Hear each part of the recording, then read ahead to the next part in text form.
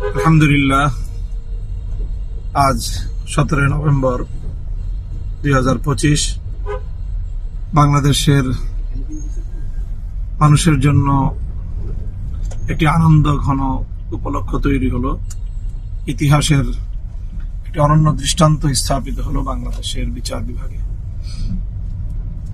বিগত 2024 সালের জুলাই বিপ্লবের সময় নিরীহ ছাত্র জনতা সহ দেশপ্রেমিক নিরপরাধ মানুষের উপর নির্বিচারে হত্যাযজ্ঞ পরিচালনার দায়ে ইতিহাসের বর্বরতম ঘৃণ্যতম নরঘাতক স্বৈরাচারী শেখ হাসিনাকে মৃত্যুদণ্ডের ঐতিহাসিক রায় প্রদান করেছে আন্তর্জাতিক অপরাধ ট্রাইব্যুনাল।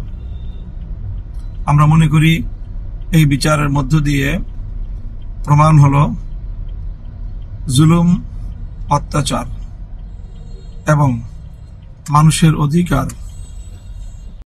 শুধুমাত্র সিটি ব্যাংকে অ্যাকাউন্ট থাকলেই করতে পারবেন গুগল পে। তাই অ্যাকাউন্ট খুলুন আজই। হরণ করে নিস্তার পাওয়া যায় না। দাম্ভিক স্বৈরাচারী শেখ হাসিনার এই পরিণাম বাংলাদেশের আগামী সকল শাসকদের জন্য একটি দৃষ্টান্ত হয়ে থাকবে। নিরীহ মানুষের রক্তে আর কারো হাত রঞ্জিত না হোক।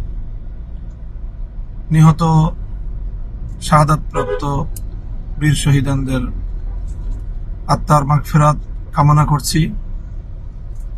সেই সাথে যারা আপনজন হারিয়েছেন, আজকের ঐতিহাসিক রায়ের মধ্য দিয়ে তাদের অন্তর কিছুটা প্রশান্তি লাভ করবে, সান্ত্বনা পাবে।